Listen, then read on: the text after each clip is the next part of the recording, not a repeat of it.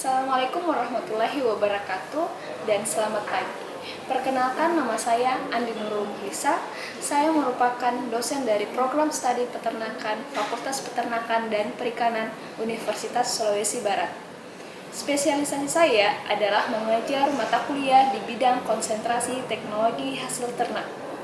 Sebagai seorang dosen, salah satu tridharma yang saya lakukan di bidang pengajaran, yaitu di mana salah satu mata kuliah yang saya ampu yaitu dasar teknologi hasil ternak atau biasa disingkat dengan dasar THT. Teknik pengajaran yang saya menggunakan metode DIA, yaitu Delivery, Interaction, dan Assessment. Delivery merupakan bagaimana cara saya menyampaikan materi yang saya berikan agar dapat diterima oleh mahasiswa dengan cara yang baik. Sedangkan interaction merupakan interaksi antara saya dan mahasiswa dalam melakukan pembelajaran agar capaian pembelajaran dapat tercapai. Selanjutnya, assessment. Assessment merupakan pemberian tugas kepada mahasiswa guna mengukur kemampuan mahasiswa. Hal ini saya lakukan secara objektif kepada mahasiswa tersebut. Sebelum saya masuk dalam penjelasan pengajaran yang saya ampu, terlebih dahulu saya akan menjelaskan deskripsi singkat, luaran yang diharapkan, dan mode pembelajaran pada kuliah dasar THT. Mata kuliah yang saya bawakan adalah mata kuliah dasar THT dengan bobot SKS 3. Mata kuliah ini terbagi menjadi mata kuliah teori dan praktikum. Mata kuliah ini merupakan mata kuliah wajib diprogram oleh mahasiswa program studi peternakan. Mata kuliah ini mempelajari tentang teknik dasar teknologi hasil ternak yang dapat diterapkan pada komoditas peternakan yang meliputi daging, susu, telur, dan hasil ikutan ternak guna mempertahankan dan meningkatkan nilai gizinya, sehingga diharapkan dapat memberikan kontribusi untuk peningkatan produktivitas usaha peternakan. Capaian pembelajaran mata kuliah dasar THT ini yaitu mahasiswa mampu memahami, mengetahui, dan menjelaskan serta dapat mengaplikasikan dengan terampil prinsip-prinsip dasar teknologi, karakteristik bahan baku, dan penanganan hasil ternak yang benar untuk menghasilkan bahan pangan dan non-pangan yang aman dan berkualitas dalam suatu sistem usaha yang meningkatkan nilai tambah. Selanjutnya, dari CPMK akan dijabarkan menjadi sub CPMK yang mendukung CPMK tersebut. Sub CPMK dibagi menjadi 8 bagian. Bagian pertama berisi ruang lingkup dan manfaat teknologi hasil ternak dalam usaha peternakan. Bagian kedua berisi definisi susu, klasifikasi susu, komposisi kimia, serta karakteristik fisik, kimia, serta mikrobiologi susu. Bagian ketiga berisi faktor yang mempengaruhi kualitas susu, standar dan pengujian kualitas susu. Bagian keempat berisi definisi dan komposisi kimia, gizi daging, serta sifat fisik, kimia, dan mikrobiologi daging. Bagian kelima berisi standar dan pengujian kualitas daging. Bagian keenam berisi definisi telur, klasifikasi, dan kualitas telur. Komposisi kimia atau gizi telur, kerusakan yang terjadi pada telur, serta pengujian kualitas telur. Bagian ketujuh berisi definisi kulit, bagian-bagian dan komposisi kimia kulit, kerusakan yang terjadi pada kulit, faktor yang mempengaruhi kualitas kulit, serta standar dan pengujian kualitas kulit. Dan bagian terakhir berisi tentang produk-produk ikutan ternak, edible dan non-edible. Untuk mendukung kegiatan pengajaran di kelas, saya menggunakan berbagai literatur dan berbagai jurnal untuk mendukung materi yang saya bawakan di dalam kelas. Jurnal yang saya gunakan baik berasal dari jurnal nasional maupun berasal dari jurnal internasional. Itulah model delivery yang saya gunakan pada proses pengajaran yang saya bawakan. Selanjutnya, kita masuk ke aspek interaction. Adapun sistem interaction yang saya terapkan di kelas yaitu sistem Student Centered Learning atau sering kita kenal dengan SCL.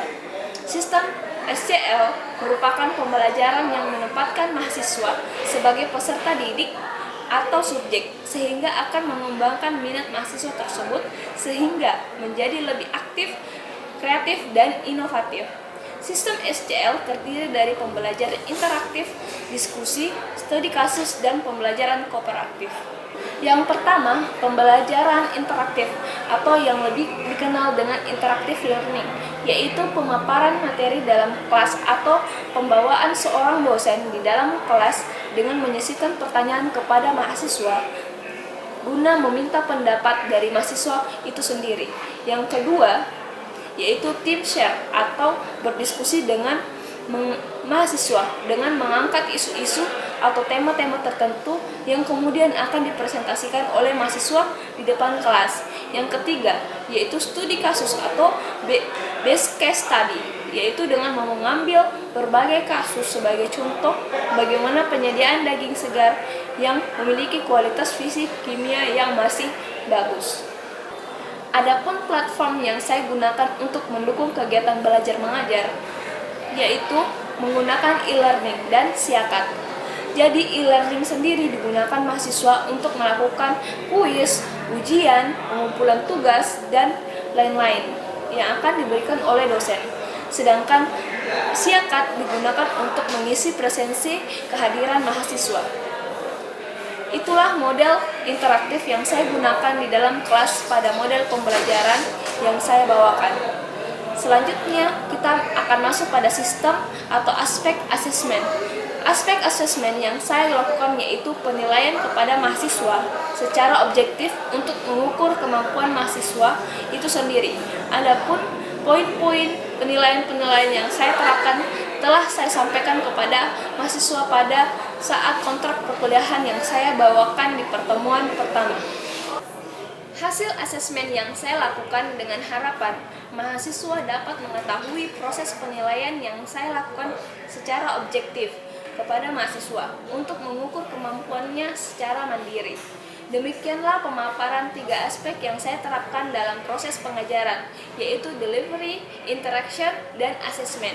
Selanjutnya saya akan menampilkan proses pembelajaran yang biasa saya lakukan di dalam kelas secara luring atau tatap muka. Mata kuliah yang akan saya bawakan yaitu mata kuliah dasar teknologi hasil ternak. Selamat menyaksikan, terima kasih, dan assalamualaikum warahmatullahi wabarakatuh. Bismillahirrahmanirrahim. Assalamualaikum warahmatullahi wabarakatuh. Waalaikumsalam warahmatullahi wabarakatuh. Dan selamat siang. Siang, Bu. Hari ini bagaimana kabarnya semuanya? Baik, Bu. Ya, alhamdulillah ya, baik ya. Pada sehat ya. Jadi hari ini kita akan melanjutkan perkuliahan pertemuan kedua dengan kurikulum di kualitas fisik susu di mata kuliah dasar teknologi hasil ternak ya. Seperti minggu lalu sudah dibahas tentang rancangan pembelajaran semester yang dimana pertemuan kedua kita akan membahas tentang kualitas fisik dari susu ya. Oke. Sebelumnya saya mau tanya dulu, ada yang tahu pengertian dari susu? Oke, gimana ya? Ada yang pernah minum susu? Pernah ya? Ya, berarti susu kental ya, susu cair ya, susu pasteurisasi. Oke, sebelumnya kita harus tahu dulu bahwa pengertian dari air susu ya. Jadi susu merupakan hasil sekresi dari kelenjar mamae oleh mama manusia. Jadi bukan cuma manusia ya, ada sapi, kerbau, ikan paus ya, itu semua menghasilkan susu ya. Jadi pengertian susu hasil sekresi kelenjar mamae yang tidak dikurangi atau tanpa dibubuhi sesuatu apapun, tidak ditambahi air atau sesuatu apapun, gula ya, secara kontinu ya. Kemudian susu ini memiliki gizi yang lengkap ya, gizi yang lengkap, yang mempunyai protein sekitar 12%. Tapi sifatnya mudah rusak. Kenapa kira-kira? Karena kadar airnya tinggi. Kadar air yang tinggi disukai oleh mikroba, bakteri ya, jadi dia gampang rusak ya, seperti itu. Oke. Kemudian ini merupakan macam-macam dari susu ya, jadi ada susu sapi, susu kerbau, susu kambing atau domba, kemudian ada susu kuda dan ASI atau air susu ibu.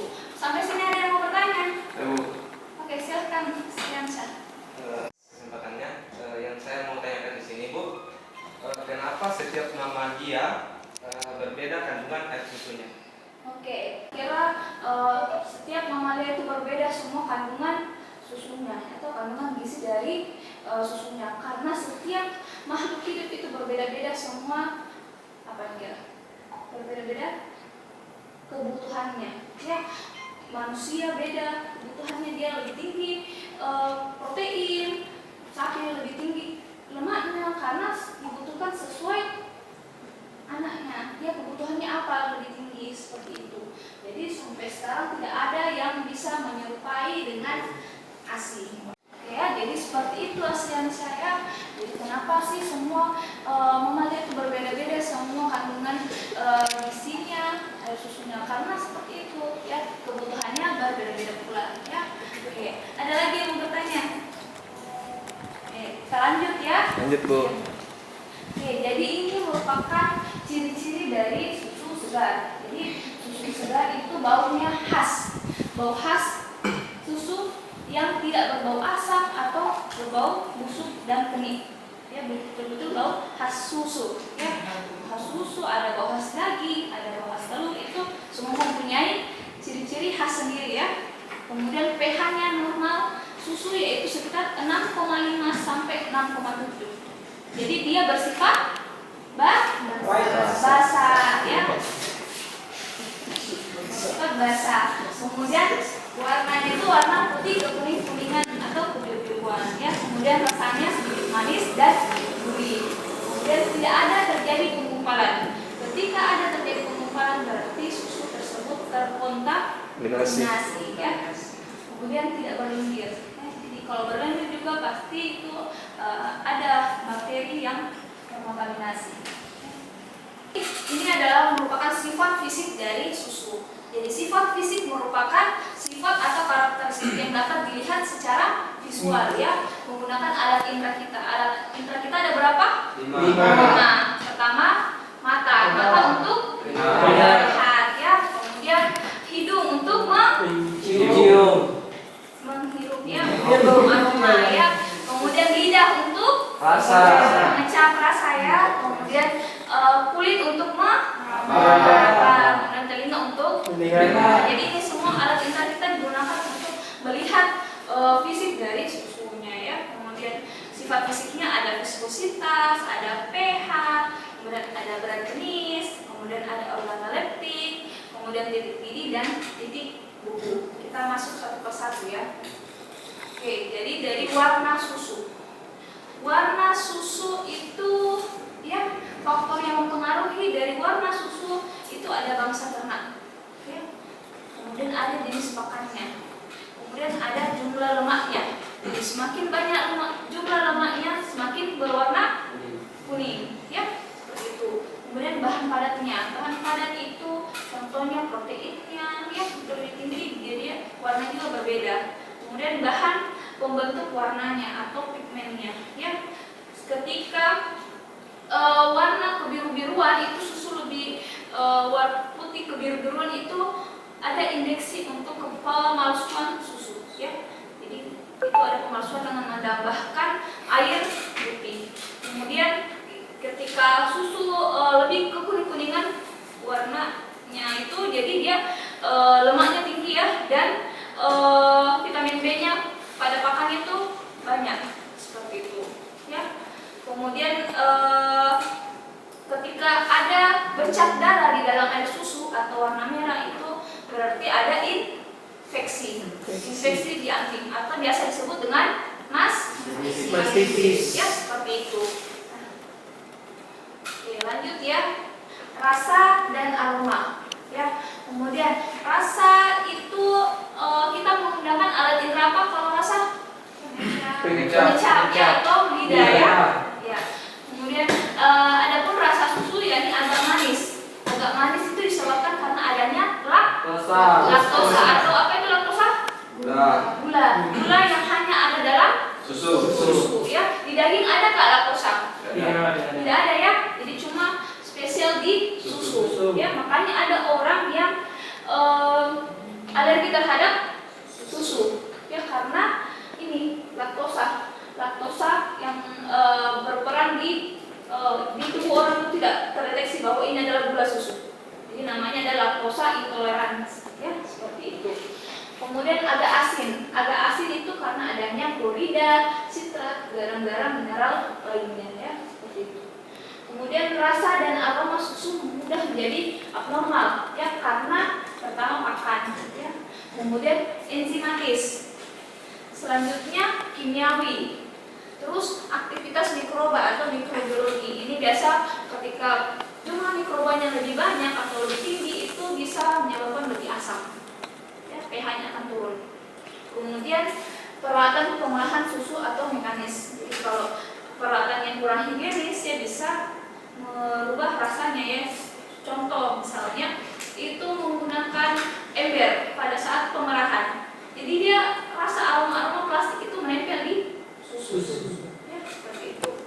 Oke, selanjutnya kita masuk ke kualitas fisik, ya, berat jenis susu. Jadi susu itu mempunyai berat jenis lebih besar daripada air, ya. Jadi berat jenis susu itu sekitar 1,027 sampai 1,035, ya, dengan rata-rata 1,031. Sedangkan berat jenis dari air adalah 1. Jadi ada kenaikan sedikit dari air, ya. Karena apa? Di susu mengandung protein, lemak yang menyebabkan berat jenisnya meningkat, ya, seperti itu. Oke. Sampai sini ada yang mau bertanya? Silahkan Herul. Baik, langsung saja Bu. Untuk melakukan perhitungan berat jenis susu itu bagusnya kita kapan kita melakukannya? Oke. Terima kasih Herul. Jadi perhitungan berat jenis susu itu menggunakan laktodensimeter, ya. Menggunakan alat pengukuran untuk menghitung berat jenis susu adalah laktodensimeter. Kapan kita melakukan perhitungannya? Ketika 3 jam setelah dilakukan pemerahan, ya. Jadi 3 jam setelah dilakukan pemerahan baru bisa kita lakukan perhitungan berat jenis susu. Karena ada perubahan kondisi lemaknya, kemudian adanya gas dan timbul yang biasa di dalam air susu. Seperti itu, ya Herul, ya. Lanjut ke sifat fisik berikutnya, yaitu viskositas susu, ya. Jadi viskositas merupakan tingkat kekentalan, ya. Viskositas itu tingkat kekentalan. Jadi viskositas susu sekitar 1,5 sampai 2,0 centipoin. Itu satuannya cp, itu centipoinnya pada suhu 20 derajat Celcius. Jadi ketika dia suhu 20 derajat Celcius itu viskositasnya sekitar 1,5 sampai 2,0 centipoin, ya. Kemudian yogurt mempunyai viskositas antara 10 sampai 80 centipoin. Kenapa kira-kira yogurt lebih tinggi viskositasnya? Karena yogurt lebih kental, ya. Yogurt lebih kental daripada air susu, seperti itu. Kemudian ada juga keju lunak. Keju lunak itu lebih tinggi lagi kekentalannya, antara 200 sampai 500 centipoin, ya, seperti itu. Ada lagi yang mau bertanya? Saya Bu. Oke, silahkan Rahmatullah. Baik, terima kasih. Mengapa viskositas susu berbeda-beda Bu? Oke, jadi kenapa kira-kira viskositas susu berbeda-beda? Pertama, karena kandungan lemaknya, ya. Ada kandungan lemaknya. Jadi semakin banyak lemaknya, semakin kental atau semakin tinggi viskositasnya, ya, seperti itu. Kemudian suhu yang berbeda-beda pun mempengaruhi viskositasnya, seperti itu, ya. Jadi ketika dia suhu 37-30 derajat itu lebih encer, ya, dibanding yang 20 derajat, seperti itu, ya. Rahmatullah. Oke, paham Rahmatullah, ya. Terima kasih. Oke, selanjutnya sifat fisik pada susu yaitu adalah pH atau derajat keasaman, ya. pH adalah kualitas fisik susu. Selanjutnya adalah pH, ya. Jadi pH adalah derajat keasaman, ya. Jadi kisaran pH dari susu itu sekitar 6,5 sampai 6,7. Jadi sifatnya dari susu adalah basah, ya, seperti itu. Jadi semakin tinggi semakin basah. Jadi ketika dia pH-nya berkisar 6,9 berarti itu ada pemalsuan air susu. Ya, karena pH air berkisar 7. Jadi mungkin itu ditambahkan dengan air ya, seperti itu. Oke, selanjutnya dari kualitas fisik yaitu ada titik beku dan titik cair susu ya. Jadi daripada standar kodeks susu dicantumkan bahwa titik bekunya itu sekitar 0,500 derajat Celcius ya. Kemudian Indonesia berubah menjadi 0,520 derajat Celcius ya. Kemudian titik beku dari air adalah 0 derajat Celcius. Jadi pada suhu 0 derajat Celcius itu air bisa membeku. Sedangkan pada susu harus berkisar antara 0,520 derajat Celcius. Seperti itu. Kemudian titik didih atau titik terjadinya didihan ya. Jadi titik didih air adalah 100 derajat Celcius. Sedangkan titik didih dari susu adalah 100,16 derajat Celcius ya. Jadi titik didih juga akan mengalami perubahan pada pemalsuan dengan air ya. Kemudian kenapa berbeda antara titik didih air dengan susu? Kira-kira? Karena di susu mengandung protein, lemak itu yang menyebabkan titik didihnya menjadi meningkat ya, seperti itu. Ketika susu dilakukan pemalsuan itu kita bisa menghitung dengan salah satunya dengan titik didih dan titik beku ya. Kalau dia titik didihnya lebih cepat mendidih atau titik bekunya juga lebih cepat membeku, itu bisa dikategorikan ada terjadi pemalsuan susu ya. Oke, sampai sini ada yang bertanya? Oke, sudah jelas semuanya ya? Kalau sudah jelas, minggu depan kita ada tugas ya. Ini, silahkan mencari 5 jurnal nasional yang berkaitan dengan susu. Ya, kualitas fisiknya, ya, baik itu warna, tentang biji susunya, berat jenisnya, mau itu viskositasnya, ya, seperti itu ya. Paham semua tugasnya? 5 jurnal ya, jangan cuma mencari 5 jurnal nasional, internasional juga boleh, ya. Seperti itu. Nanti dijelaskan satu persatu oleh kalian. Masa jurnal nih Bu. Bagaimana bantunya Bu di Bu? Saya jadi pelaku Bu. Oke, bisa dicetak ya, cetak di print. Seperti itu. Oke, ada lagi yang bertanya? Jurnal dari 10 tahun yang lalu atau 5 tahun yang lalu Bu? Jangan, jurnal terbaru ya, 5 tahun terakhir. Ya. Ada lagi? Oke, kalau sudah tidak ada, saya ucapkan terima kasih atas perkuliahan hari ini. Semoga kalian paham semuanya ya. Kemudian sampai jumpa di minggu selanjutnya. Assalamualaikum warahmatullahi wabarakatuh.